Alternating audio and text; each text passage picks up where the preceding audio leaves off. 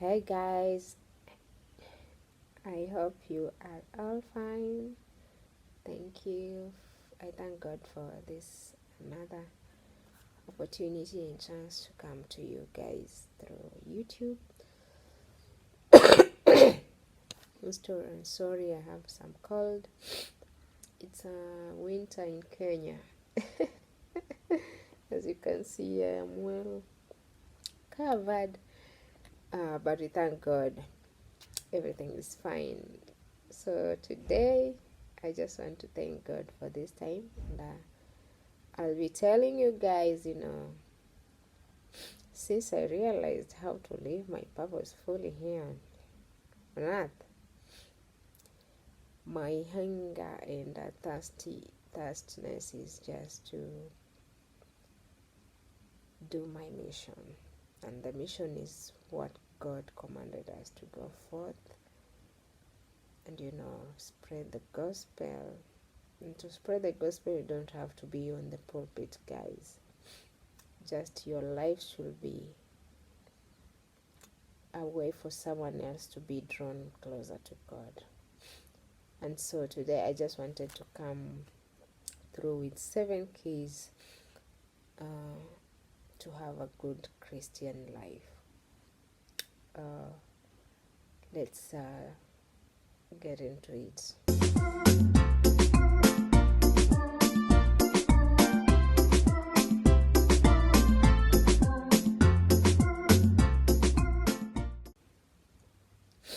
So Be Transformed Ministry, if you're first time here, if it's your first time, welcome to Be Transformed Ministry TV. This is a gift that God gifted me end of last year, and we thank God so far. We trust Him, and hopefully we are going far, and we just want to glorify Him all in the process, and we know it's Him through us and not for our own glory. So in Jesus, we have been shown enough grace, and grace continues to abound. And but let's get real. Without submission, no role counts. The world looks at the word submission as a word that is directed only to couples. No. Submission is also to God. Submission is also to your partner. Submission is also to the authority in front of you. And submission, it may also mean you as a child, you ought to submit to your parents. So it's all about submission, and we submit to different authorities in our lives, either when traveling, when in the market. You can't just get in and get out somewhere that you're not familiar with, you don't even know. You need to submit to someone else to get through, And so why not submit to follow up disciplines that will ensure that our lives are straight with God and pleases Him all through, thus making us having a good life. So sometimes I think it's not easy, but it should be. It's supposed to be easy being a Christian, but we're the ones that make it so complicated. So to the simple number one, or tough to many, is putting God first. And in putting God first, in Proverbs chapter 3, Proverbs chapter 3 verse 6. So it says, in all your ways acknowledge Him, and He will make straight your paths. In all your ways acknowledge Him, and He will make straight your paths. So this is so clear and so direct to the point, saying before even you start doing anything, project, when you wake up, going to school, just before, acknowledge that it is God. And that's why the Lord's Prayer starts with thy kingdom come, because it would have been written, it would have been said, give us this day our daily bread, God, so that your kingdom may come. Mm-mm. It's supposed to be thy kingdom come, thy will be done on earth as it is in heaven, and then give us this day our daily bread. So we put him first, meaning, is there a project that you want to start? Go to God. Is there a family you want to start? Go to God. Is there a business you want to start? Go to God. Is there a decision that you're supposed to be making in the office? Go to God. Is there anything our whole life round, from A to Z, we need to be putting God first. And I wish every day we remember that God chose us and that we did not choose him. So this realization will help us fear God in a way that our lives will completely depend on him. God yearns for us to depend on him fully. It will be so awesome if we always pray first and not last. Many of us, run to God or are most scared and think that God is the last option.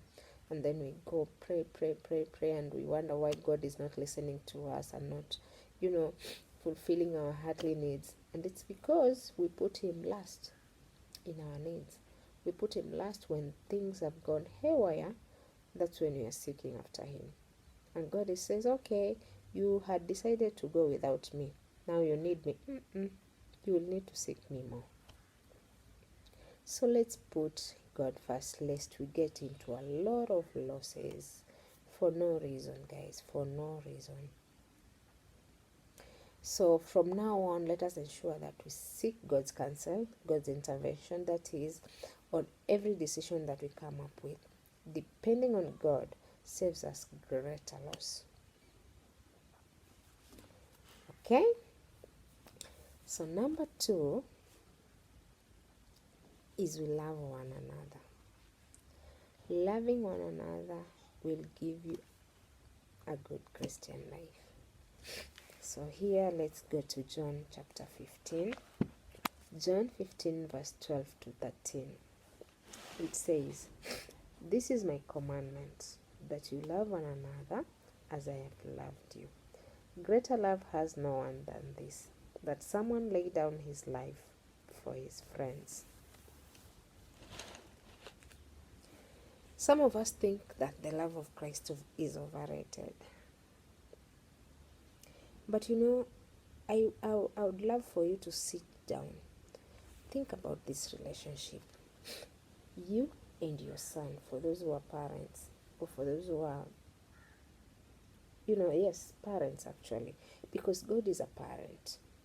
Now he sent his only son, that is Jesus, to come to us, to save this generation, this whole humanity.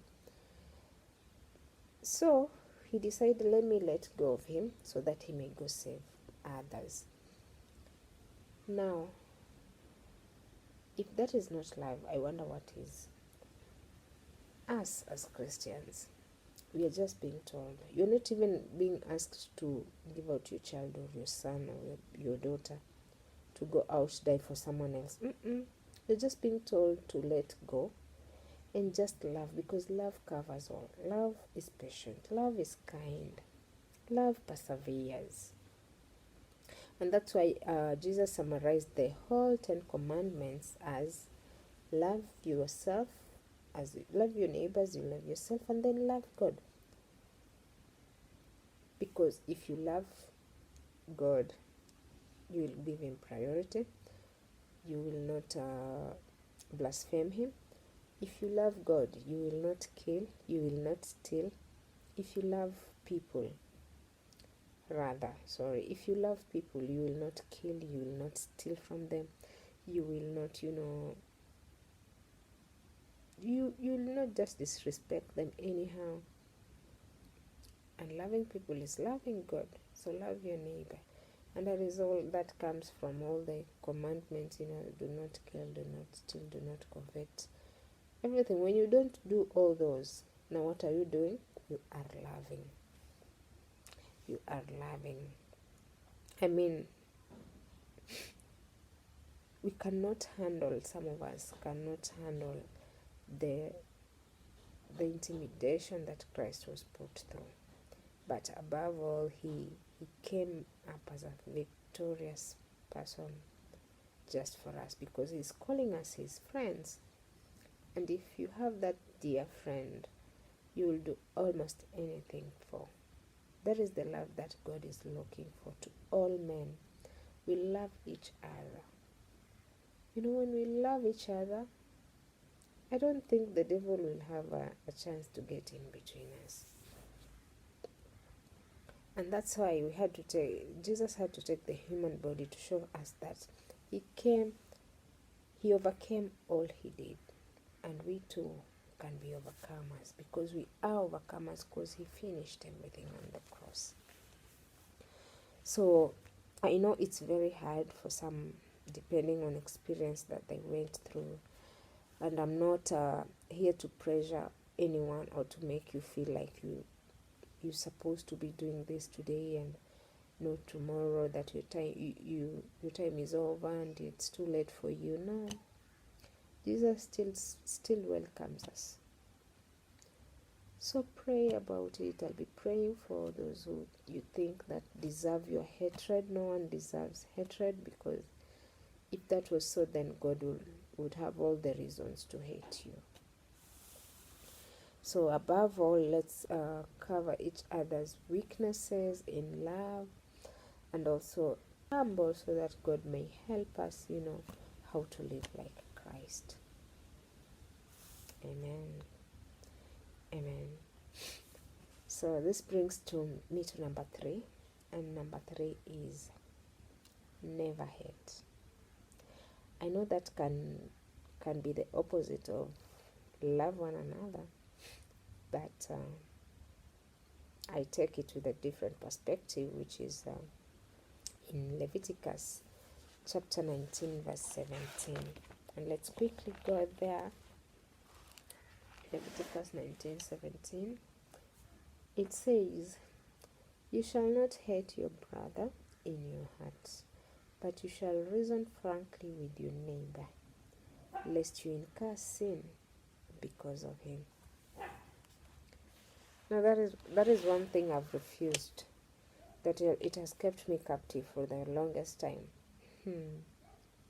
Ever since I knew that I will also be judged for the way I felt when I was hated, I left it unto God. And I will not carry the guilt. Let the other person carry the guilt. Because when you do me bad and I do you good, it's you that will remain with the guilt. And there's nothing as comforting as that. Rather than I hate you just because you... No. Be the only one to carry the guilt. I let go. I also realized that it does much less harm for me. I will live longer just because I loved you, I will live longer just because I decided to pay bad with good. And so this is because the more you hate, no matter how reasonable it is, it makes you a sinner and not the other person that you hate. Your hatred, guys, will never, ever be justified by God. Because if God was to count how many times you offended him, my friend, the thunder that will strike you would be unimaginable. Let love reign, guys. Let love reign, and do not pay evil with evil. It's much easier that way. It's much better that way. So number 4, that was number 3. Number 4, remember we have 7 points. Now we are in number 4. Number 4 is give generously. Giving generously. And here I'm reading from the book of 2 Corinthians chapter 9 verses 6 to 8. Give generously.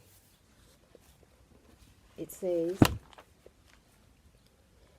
the point is this: whoever sows sparingly will also reap sparingly, and whoever sows bountifully will also reap bountifully.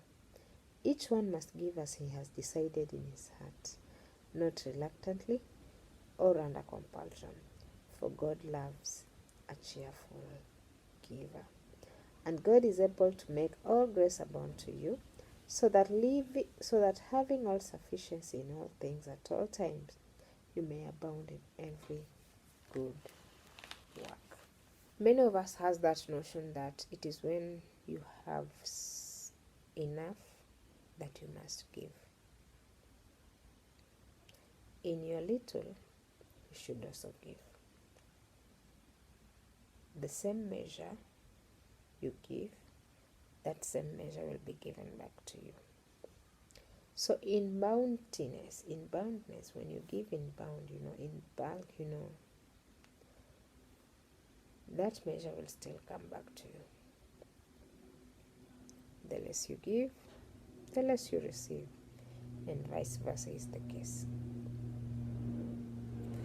And also Jesus says that if you say that you do not have something to give, even that which you have will be taken away from you. What did he mean here? He simply meant that many of us say that we do not have, yet we eat, we sleep, we have clothes. How can you say that you do not have? When we visit your house, you have the fridge, you just have all the amenities. But you say you do not have something to give. And when you're not blessed with what you've been praying for, you wonder why. Let me chanua you today. Give graciously, wholeheartedly. You're not going first with anyone. It's for your own good. It's not for the person you're giving. The moment you realize you're giving, it's not for them but for yourself,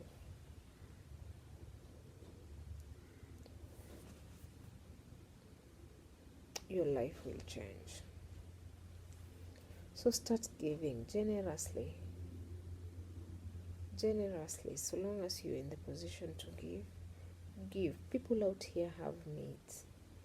People are sleeping hungry.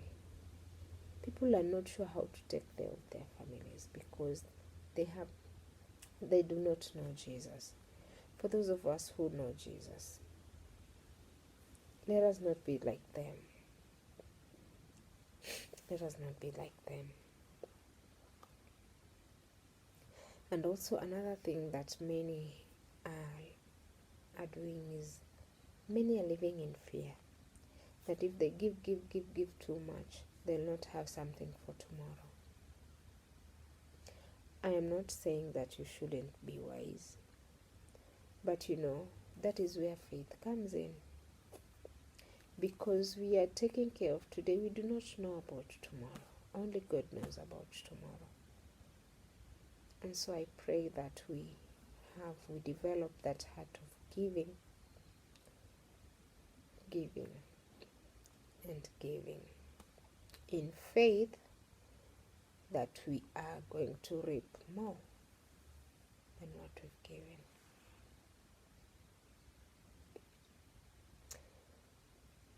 The one who provided for today will faithfully provide for tomorrow. So do not be lied to. Do not be blind. Tomorrow will sort it itself. And there's this new, is it a saying or a quote that I've learned? The easiest way to dwell in lack is if we live a life of not giving. The easiest way to dwell in lack is living a life of not giving. So yes, guys, learn to be generous. Number 5, live simply. Living simply. Now this is something I have had to teach myself to. An advice for free. Look up to God and all your needs will be fulfilled. Live simply.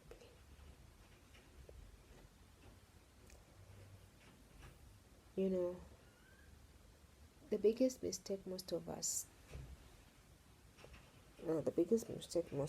make is living a life of impressing others.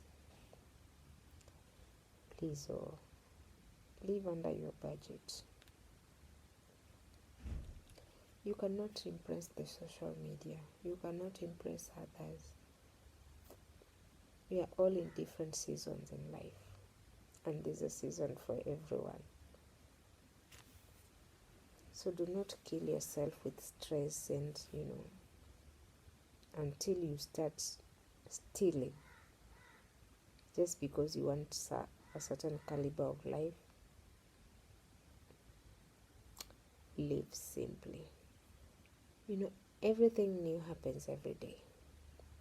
The car you envy, another one better will be coming out. The outfits you want, much better ones will be coming in. Now, will you be buying everything that comes in new? So don't kill yourself with upcoming new trends. After all these things will come to pass. Only the word of Jesus, only Jesus, God, and the Holy Spirit will stay forever. We are just passerbys here on earth. And I've never heard of someone who died, and we've seen, lorries and lorries of all his properties, including the cars, including the house itself, going to be buried with it. That has never happened. That will never happen. So live simply. If only we will live, expensively rich on the word. Oh my, oh my. The devil would have no work on this earth. The devil will have no work on this earth, and God would have exalted us. Our lives will be on another level, guys. So learn to live simply. Learn to live simply. Number 6, we're almost done. Number 6, forgive quickly.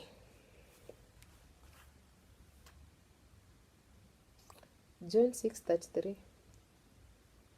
It says, on this earth you will have trouble. You do not even need to go seek after the trouble. It will come to you. Now, will you hate on any of every trouble that comes? Will you just hold on to not forgiving people just because they've hurt you too much, that you think they deserve hatred? There are 2 things that I've come to learn about forgiveness. Forgiveness is for yourself.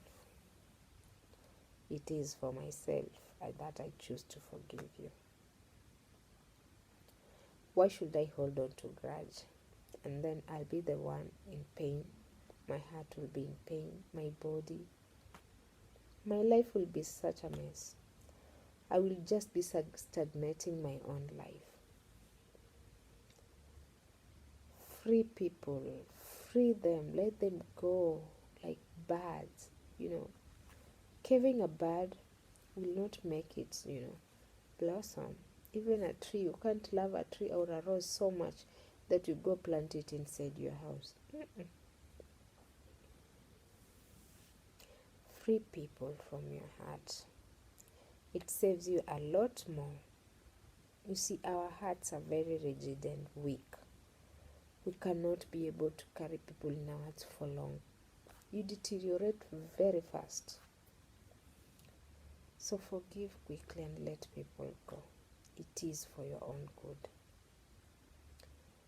And the second thing that I've learned about forgiveness is that God will judge us the same way that He will judge our offenders if we do not forgive them.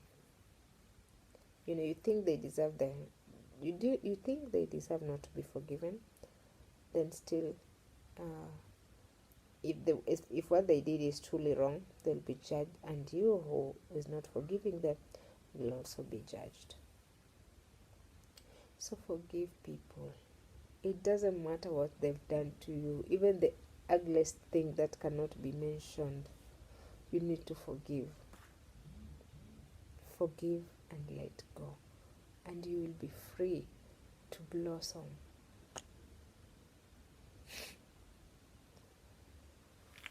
Last but not least, be kind always.